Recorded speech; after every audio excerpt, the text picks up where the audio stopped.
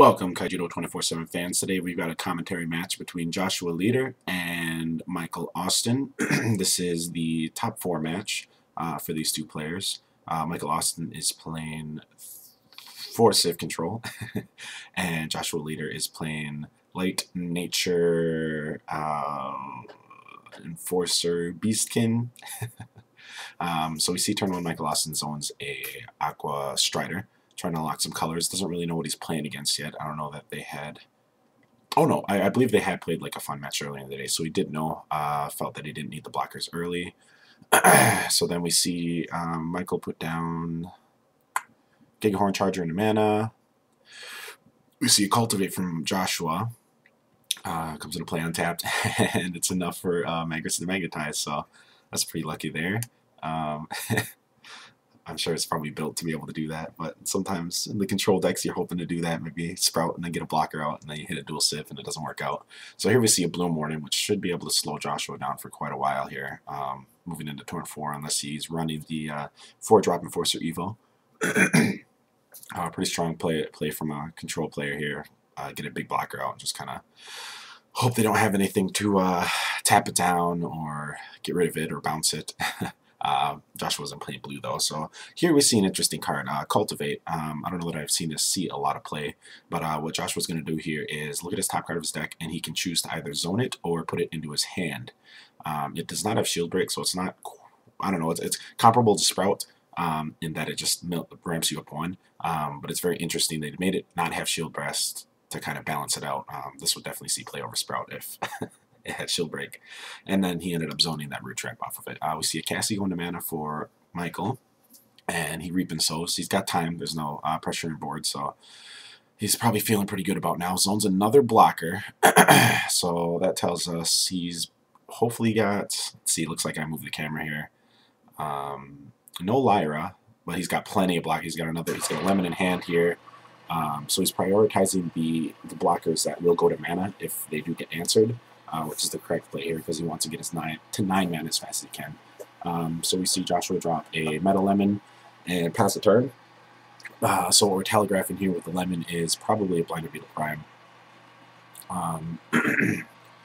So we'll see what happens the following turn. So it looks like Michael's draw step was a Terror Pit. So now he's going to decide what to put in mana here. He's definitely want to keep mana zoning things. Terror Pit he opts for. So now he doesn't removal. I think he's got enough. He's ramped up a little bit here. He knows he has the Charger to dig for an answer for something. Looks like that's a... he's got a Crystal Memory too. So, I mean, he's not hurting for outs, and there's not enough pressure on the board from his opponent. So he's feeling pretty safe here. Looks like he's going to opt to get the body and the tutor with the Gigahorn Charger. Let's see what he grabs. I guess normally in this situation I'd be going for something like an Andromeda, just to guarantee I have it. But I don't know that that's what he grabs in this match here. There's the Andro, zipped right past it. Looks like he might be trying to figure out what's shield zoned.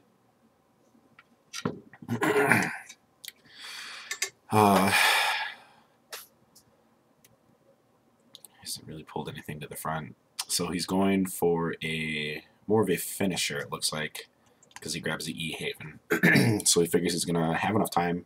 There's not enough pressure on board. He's gonna get to 10 mana, be able to drop the E-Haven. The E-Haven has blocker. I guess he's kind of just assuming or hoping that Joshua doesn't curve out here and then hit a Stormspark Blast. But even then, I mean, the counter swing with the E-Haven in hand is pretty strong.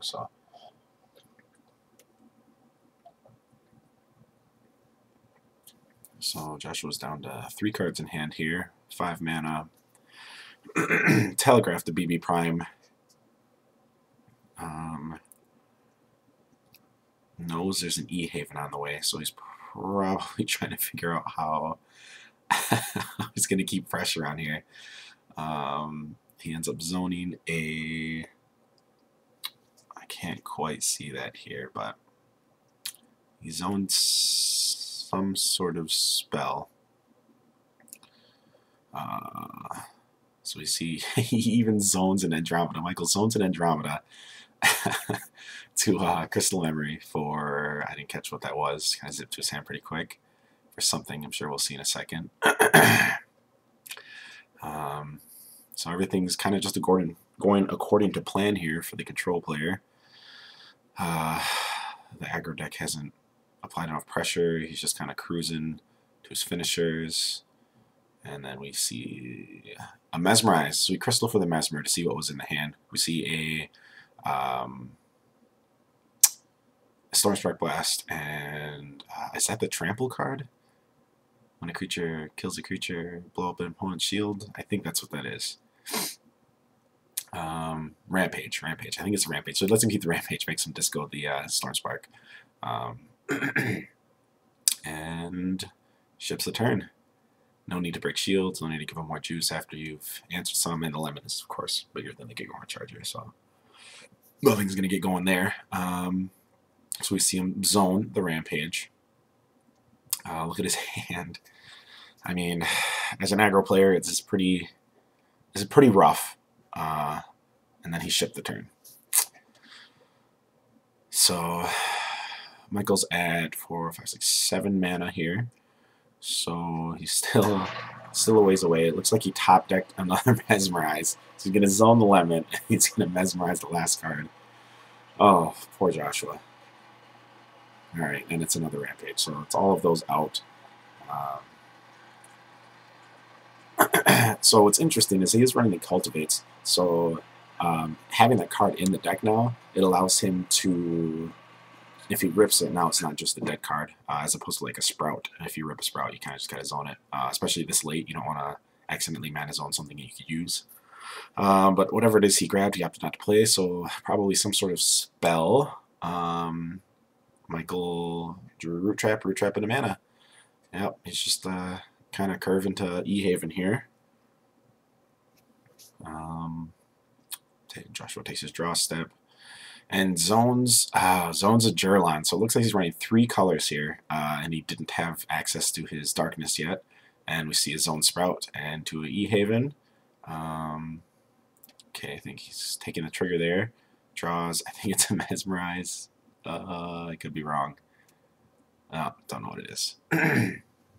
And he is probably not ready to break shields yet. Well, he can't because of the lemon. So he was thinking about it, forgot about the lemon, saw the lemon. Shift the turn back. Joshua's got Chasm, the 1-drop blocker enforcer there. Hopefully trying to stop the bleeding if Michael chooses to go in here. So it looks like he drew a Sprout. That's probably just going to hit mana real fast here. You kind of hate to be handless, but I mean, he has an E-Haven in place, so if he starts applying pressure here, he's going to be drawing cards anyway. So, and you almost never want to cast those things this late again because you could zone a important card off the top. So he's going to keep the lemon in hand, so he just has a guaranteed drop, which is, I guess, whatever. You know what I mean? If he had dropped it, had he drawn another blocker, which he does, he would have 2 blockers in play. So, kind of a minor thing, I guess, at this point. He's quite a bit ahead. And Joshua opts to take the cards. He wants to be able to apply more pressure here, otherwise E-Haven's just going to keep rumbling in and finish him off. So, if we can see he has time to block, and also get more presence of his own. We see these turn go back. I mean, at this point, I'm not sure what Josh was hoping for. He does have quite a bit of mana, so if he can effectively flood the board and then follow up with a Stormspark Blast, then that might be sufficient. So he's kind of separating mana 3/2/3.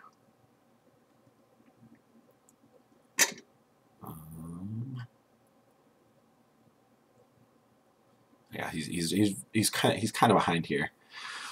I mean, even as filling his board and then hopefully hitting a Spark Blast out of shields too would be a pretty reasonable thing to hope for.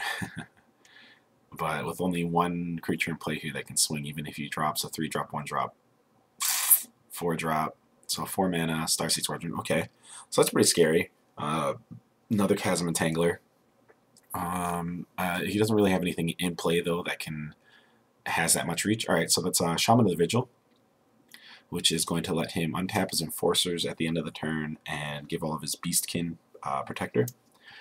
So his Chasm Entangler there, and his Magris and his Lemon can untap at end of turns. And he sends it back. So we're kind of hoping on shields at this point. I'm not sure that he blocks. He might just leave that open for another Evo if he can get it. I'm not sure what Michael ripped. Root Trap. Okay, so he Root Traps a Shaman of the Vigil. So now this is looking even more bleak with the Shaman in play. Alright, so he swings. He opts to take the cards. And he's got nothing more in hand, so he'll plop it into play. No blasts, so now he's going to have to block here to stay alive. But it looks like the Gigahorn's still a little small compared to the Lemon, so kind of a wash. He could swing here, bait the block, and then swing with his own Lemon and trade Lemons and ramp, but it's kind of meh at this point.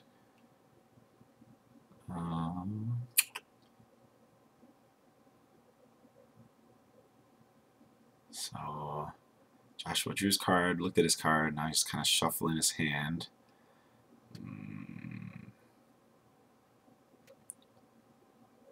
It's typically what I do when I know I'm in a lot of trouble. Draw a step. Ooh, alright, let's shuffle these a little bit. Is he going to zone anything this year? He probably has something to zone. Maybe not. Maybe he doesn't need it. Might not be enough. I mean, we know that Michael's got a Stormspark in hand, but Joshua, I mean, he's got 2 blockers in play, and Michael's only got 2 things that can attack here, so it's reasonable to think that you have, barring anything disastrous, you have a way of coming out of this alive. We're thinking about it, trying to optimize how many shields we can break here. He wants to drop some slightly bigger dudes if he can. So it looks like he's sanctioned off 5 mana there for that guy. He just wants to make sure he does this play over here first and has enough for that. Doesn't want to forget.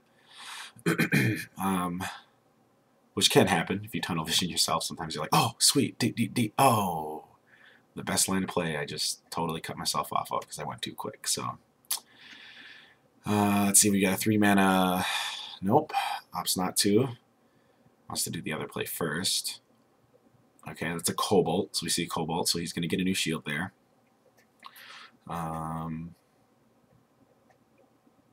So what he might have been doing there is kind of try to crunch some numbers, see what his number of blasts left in deck were, kind of odds of getting one off top, and then decided not to do whatever this is because it might have, I'd imagine a Cultivate maybe? I mean, it's not very good here, but had he seen a, Cultivated and then seen a Stormspark, he would have had to zone it, or no, it was just a Shaman. All right, so maybe there was other options at the 3 spot, and he just opted to get more bodies in play. Okay, so now he's going to try and apply pressure here, which is fine. Oh, because the Cobalt's going to untap with the Shaman and the Vigil in play. So Michael can take the shields and juice, but he knows he pretty much has game unless he has a Stormspark Blast. So he's going to block here with the Lemon, and the Lemon is huge because of the Monarch trigger, and Joshua, yeah, forgot about the Monarch trigger with the Eternal Haven, which gives Full Metal Lemon plus 4,000, so his Lemon is a 7,500 compared to the Cobalt's 5,500. So a bit of a misplay on Joshua's side. Understandable though, because the E-Haven is all the Monarchs that trigger, there's my fingers. It's really hard to keep holding the camera like that.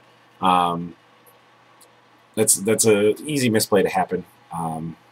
the Monarch thing is just kind of innocuous unless you played a lot against or with them. Sometimes it just kind of slips the mind. And here we see the Storm Spark Blast, and Joshua is going to scoop them up. And then he looks at his shield, kind of pauses. All right. And we took a break, and now we're right into game 2 here. So Michael's got, he's up a game. Probably feeling fairly confident. His opponent didn't curve out too well last game.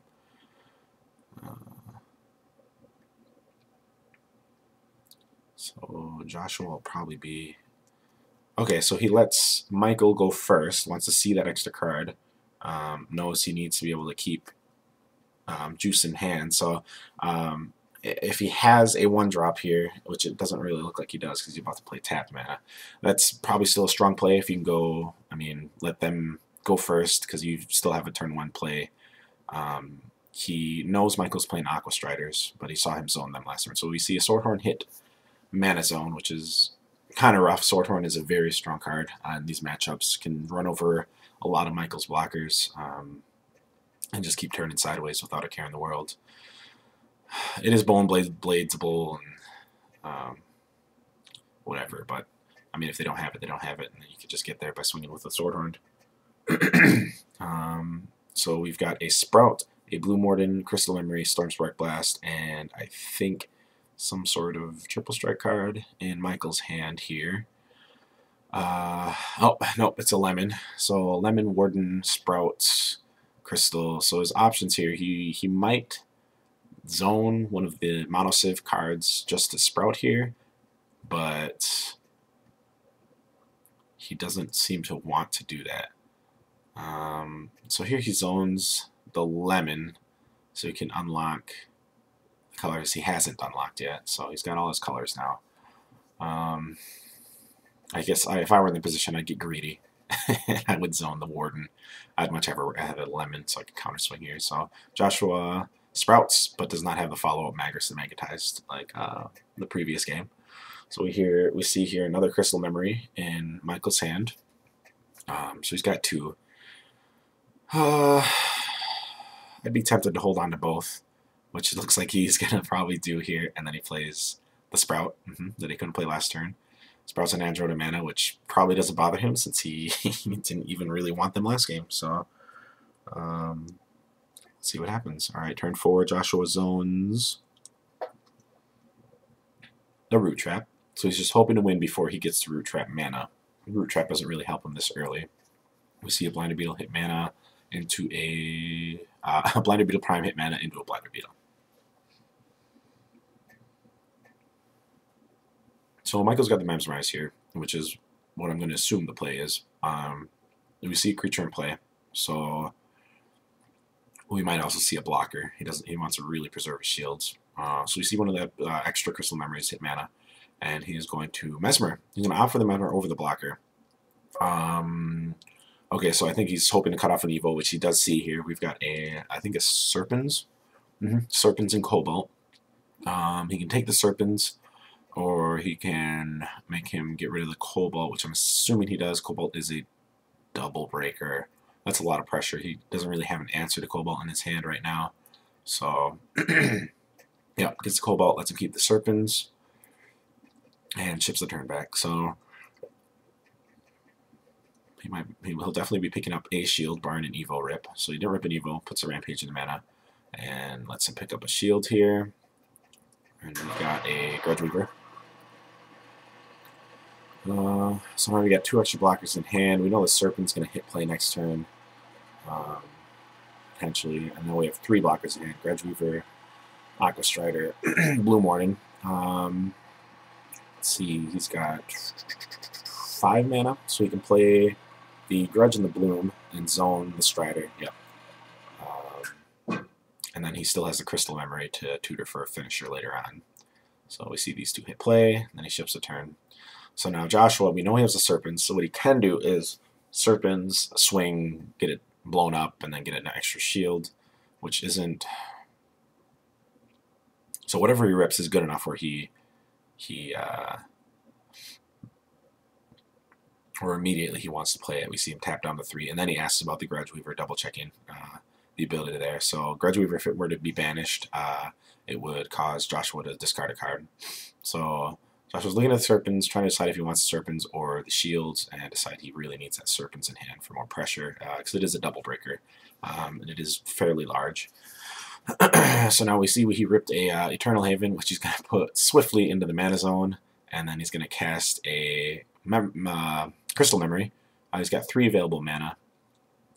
He can either grab removal here for the Serpents, which he knows is going to hit play. He can, again, go for another finisher. He did just Zona E-Haven. Grab something like an Andromeda for the next following turns, because he does have a Blue Morton that's going to go to mana if he does block with it. Let's see, he was 4, 5, 6, 7. He's at 7. So, nope, goes for the Mesmerize. Opts to hate him off of the Serpents, so which is kind of a pseudo removal. Pretty strong play there.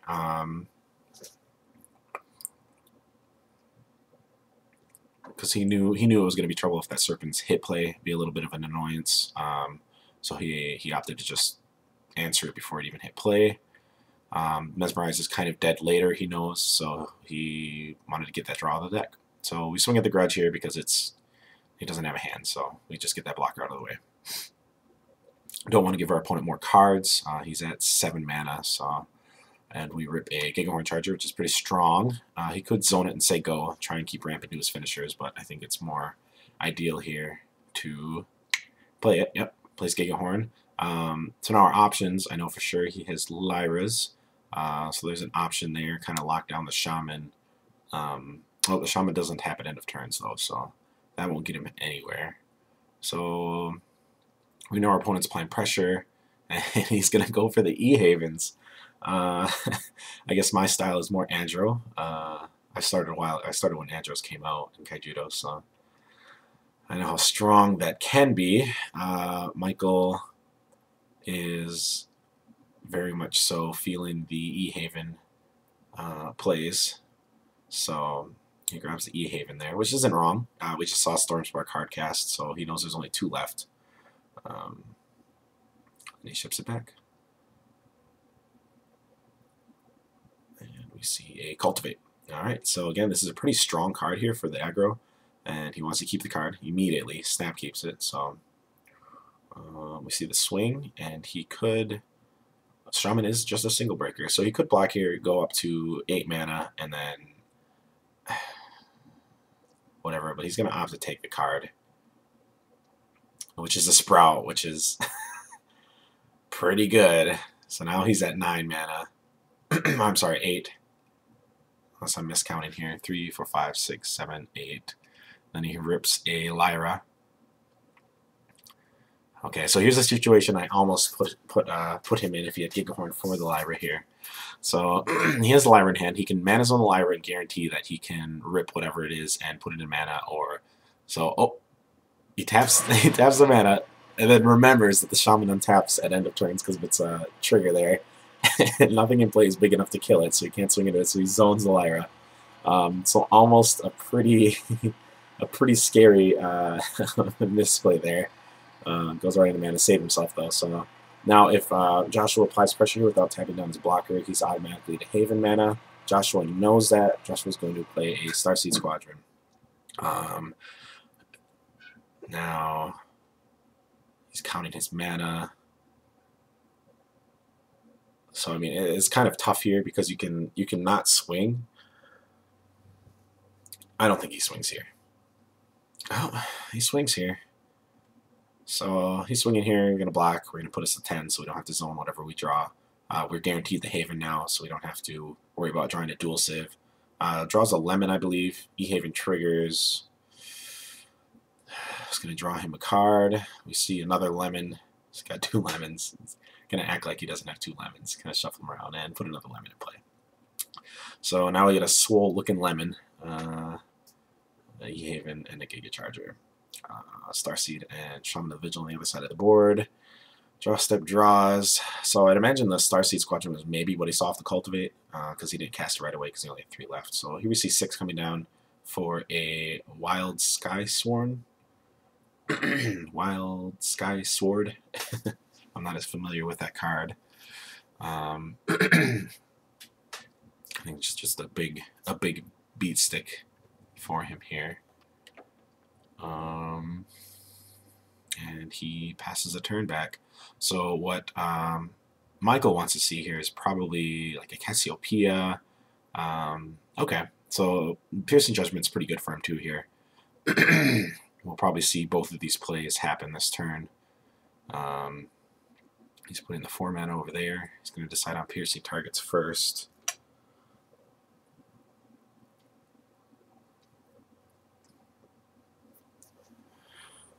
So he can piercing probably bounce the... Okay, so he bounces the Sky Sword because it's kind of like a Time Walk here because he had to tap down for it. So that's a huge mana investment for something that can't swing as soon as it comes in. Then he taps down the Shaman. Now you have to kill the Shaman here because I mean, you tapped it down. He's just got to decide what he wants to do, which card he wants to do it with. So if he does it with the E-Haven, he kind of gives himself a free draw. But it looks like he's going to do it with the Lemon, which telegraphs that he's going to hit shields with the Haven. Okay. So we see swing at shields. He's got his trigger here, and he rips another blocker. So we'll probably see the Lemon hit play. I'll shuffle them around, make sure, pretend they're not both blockers. And then we ship the turn. So again, we got another kind of bleak-looking game here.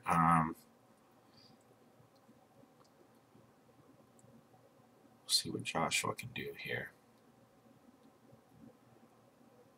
Kind of running through his options. It's 6 mana, which is pretty reasonable.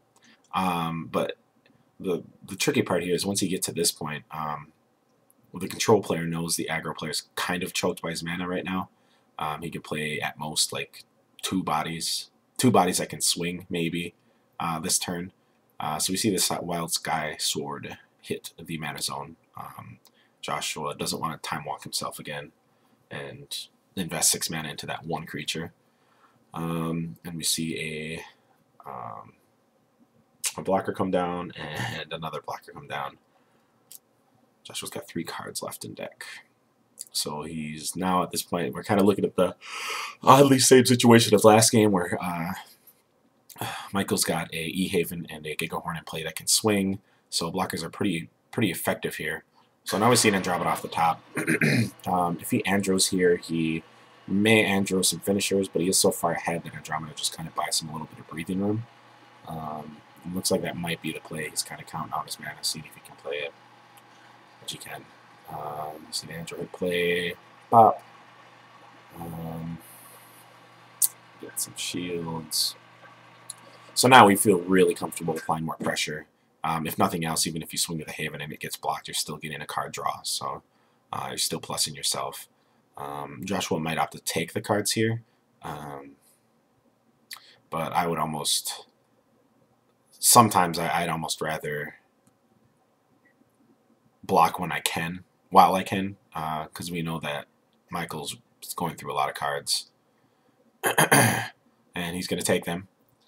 So he's hoping he has enough to get there. So no blasts. 2 games in a row, no blasts. But it's not entirely uncommon. You're playing an aggro deck. Typically, you aren't playing very many shield blasts. You'd rather have more dudes, more creatures to keep applying pressure on board.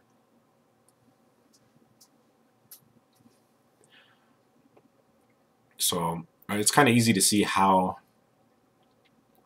Joshua made the top 8 here. He's got quite a bit of blockers in the list, and then he can kind of blow up and go off. He was running the Serpents. He's got that light black splash, which is also very strong in the aggro matchups. You know, throwing a blocker under a dude, or even better, trading and then getting a shield off of it. The meta in Milwaukee was quite aggressive, so he made a very strong choice for the Swiss rounds. And then in top 8, he ran into a control deck here, which seems to be giving him issues. So he's at 7 mana. We're going to see what he can come up with here.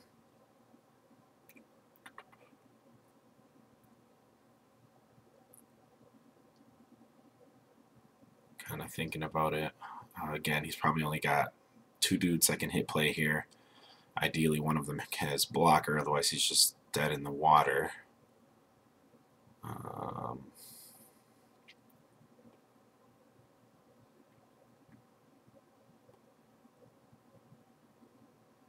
Kind of thinking about it. I was rambling so long I didn't even I don't recall what's left in Michael's hand. If we've got another situation where he's got a Storm Spark, but alright, so he zones a Sprout. So he's running the Sprouts and the Cultivates, which is pretty strong. I mean, if you turn to a blocker, even though you are playing a more looks like a slightly aggressive deck, kind of mid-rangey actually, even though he does have the Magris, so he can turn on the gas.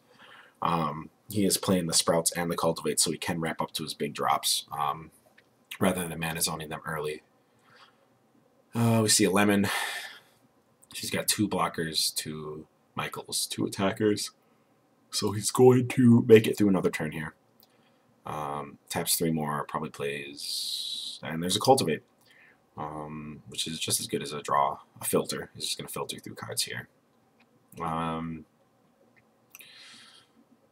Not sure what that is, where this is kind of a harder decision. Swordhorn, okay. Yeah, I don't know what is his hand, so I can't really say if that was a good play, but he either lives here or he dies here, so it's kind of, he's in a really rough position. Yeah.